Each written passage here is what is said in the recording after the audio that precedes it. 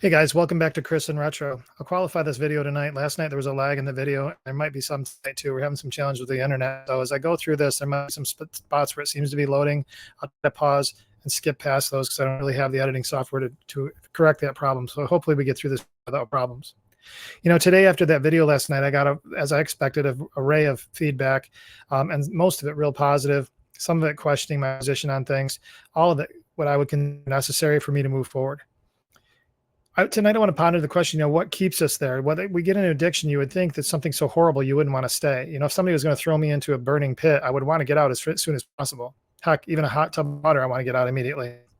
So why stay?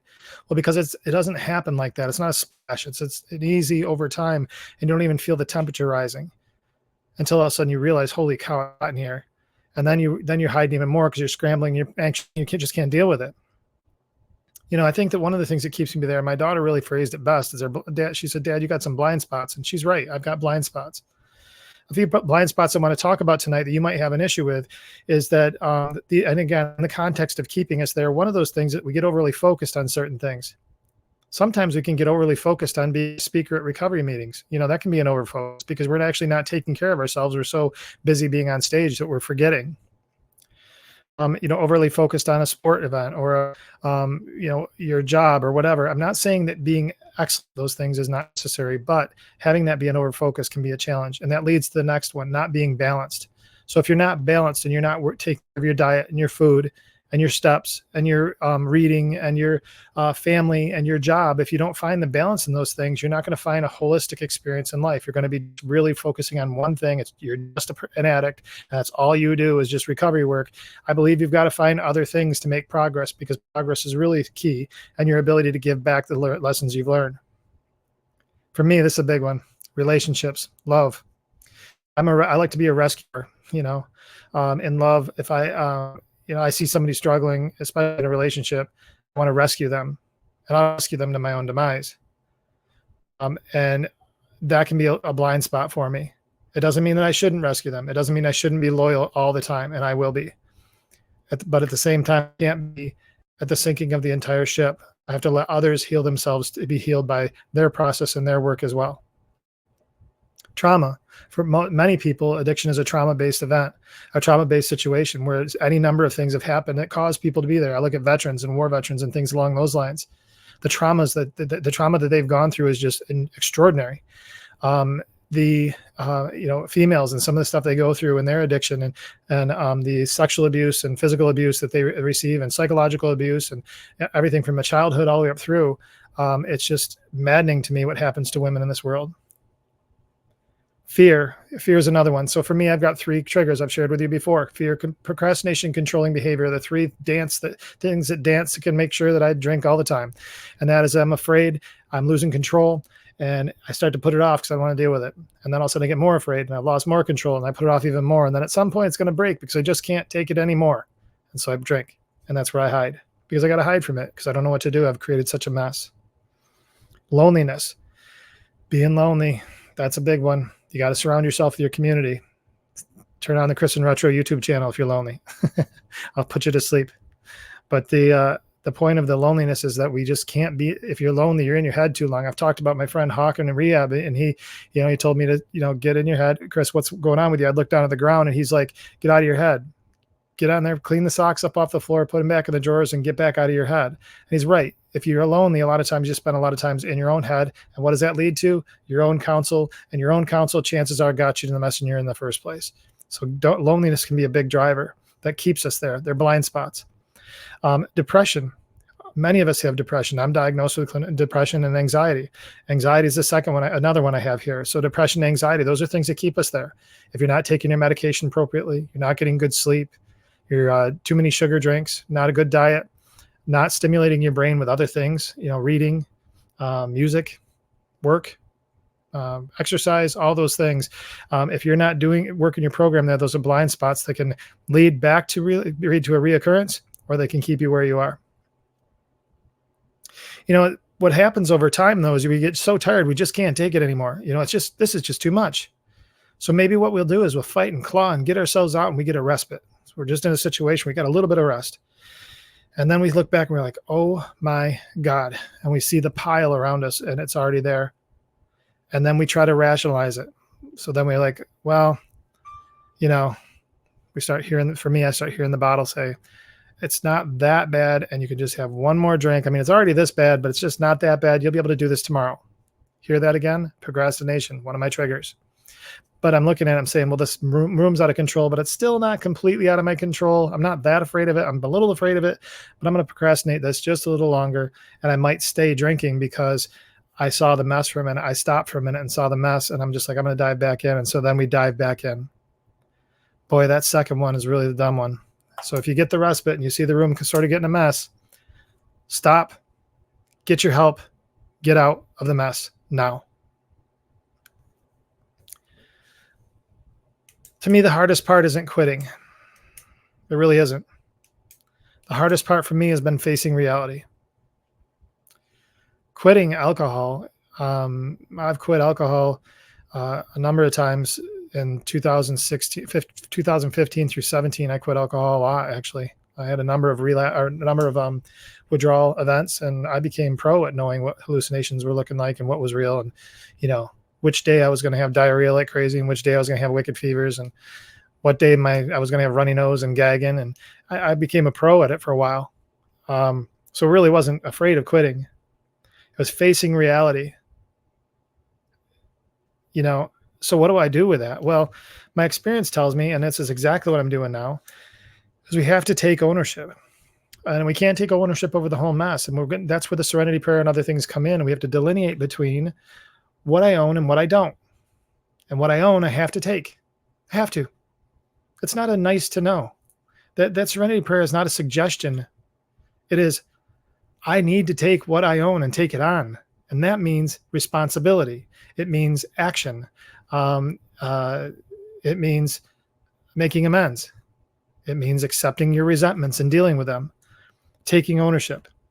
Taking action is massively important, because if we just sit around and do a little chit chat and sit in a room and talk with each other, I go, call my sponsor, or I go talk to somebody else, that little nice little conversation we're having, I'm gonna get off the phone, and chances are I'm probably going to burn the bridge back down again until I'm actually making a plan, an action plan to say, this is what I'm doing.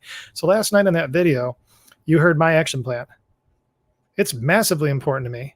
When I got out of jail in 2018, I had a 90-day life recovery plan, I called it. And I had a checklist on a spreadsheet and everything else with due dates and an accountability partner. And I followed through with it. And I started at 7 o'clock the following morning after getting out at 12:15 the night before. Actually, that doesn't mean I'm recovery God. I'm just telling you that that's the kind of rigor if you want to stay. This is a full contact sport, people. I hope you know that. And those of us that have had recovery seasons and that we know what it feels like, it is no joke. What you have to do is make that your new habit, your new cycle of how you behave, and that this is who you are, and how you identify is that you're a person of action and that you move forward.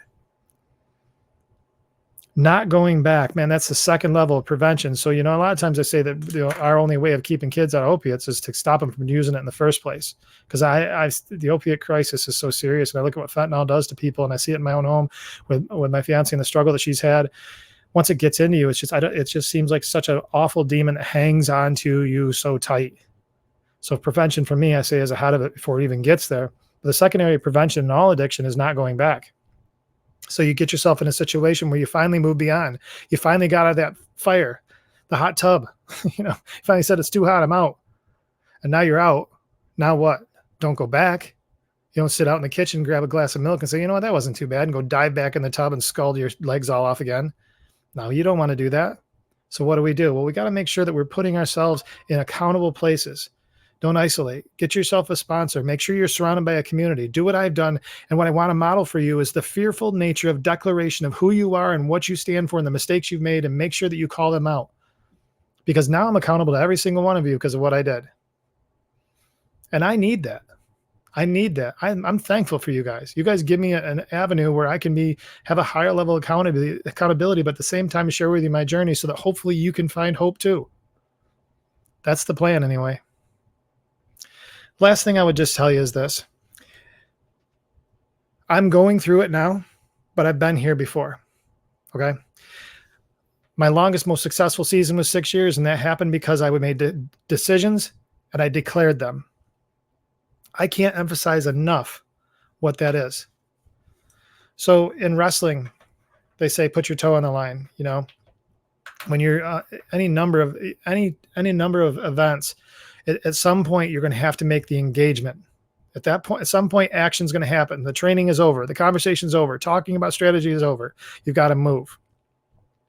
But you have to say what you're going to do. I believe that. That declaration means you're signing a contract in your own head that you're going to do it, and you're going to tell everybody else, this is the contract I signed with myself and others. For me, declaration is massively important because I'm a father first, and that matters to me.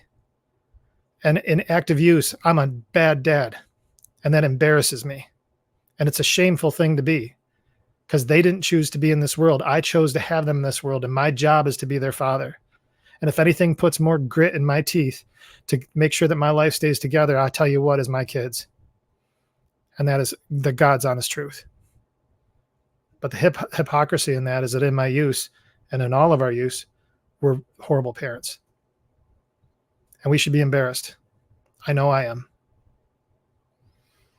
We can love all we want to love, but we have to be present and engaged in making wise decisions to help them in a really awful world. And the good news is that a lot of us have been through some pretty serious experiences. We can guide our kids to be in places that they will keep them from making bad decisions. I mentioned that first prevention before they get in there. Well, guess what? One of the blind spots that they have now is trauma because they've had to live through us. So we've got to overcompensate for that and make sure that we help them understand how to manage through that trauma in ways other than the ways that we did. Super important business that we have here. I'm not preaching at you, so please don't take it that way. I'm actually coming to you again as a fellow traveler saying, man, I am convicted, and I hope you are too. I hope you are too. This is not a rah-rah pink cloud, because I got to be honest with you, you're looking at a man that feels abso-freaking-lutely awful. Awful. There was no reason for me to slip. None. But I'm not staying there, and you shouldn't either. Had another call today, a separate person. We're just generally in a world that's struggling right now. This one happened to be a marriage issue. I've had a threatening text today. I had a garage door that broke. I had a problem with the DMV, which kind of seems to go with everything. Life goes on with all kinds of craziness, and those earmarks can't all be things that make us go back. They just can't be, because those are going to happen. If you doubt the spiritual nature of this whole thing, try to get better and watch what falls around you. It just does. That's how it goes. I've noticed it every single time I've tried to do this, and I've done it a few times. Trust me. Fortunately, it's been a lot of years since I've had to be in the shoes, and hopefully this is the last one. Hopefully it is. I'm putting all the safeguards up. I hope you are too. I appreciate you guys sitting here and listening to this rant tonight. I mean, what keeps us here? Well, I think there's a lot of things that keep us in our place. I mean, there's a few suggestions I've noticed in my life and others. Get out. That tub is hot. Get out. Just because just because you went in the kitchen and cooled off for a minute, don't go jumping back in. It's still hot. Appreciate you guys very much. Thank you so much for sticking the channel. In fact, what's bizarre about everything is I had more subscribers today than I did yesterday, which is encouraging. And I also have an interview, I guess, coming up here that we've got to finish up the scheduling. I guess one of my affiliations from Fighting Days has a young female fighter that's in recovery, and that person might be coming on the show here. So we're trying to work that out and get some faces on here other than mine. But man, I tell you what, I'm so thankful to be back here and be back on track here. And I'm so thankful that you guys welcome me back. I'll be putting some TikTok content out probably tonight or tomorrow. But, please like and subscribe too. Make sure you share the show, get the word out there. We got some rigorous work to do here to get back and make sure that the message of hope and help is getting out there. And you know what? Not for nothing. I mean, the hypocrisy of this whole thing is right here. The logo says closer than it appears. I've been talking about how high risk living makes it all fall apart super quick. And I said, but when it all falls apart, there is still hope. That literally just happened in front of you guys over the last several weeks. High risk living made things fall apart for me. But hope also was one more step away. It was a lot closer than I thought it was. It's just a matter of declaring what I was doing, stopping what I was doing, and moving forward. You can know it too.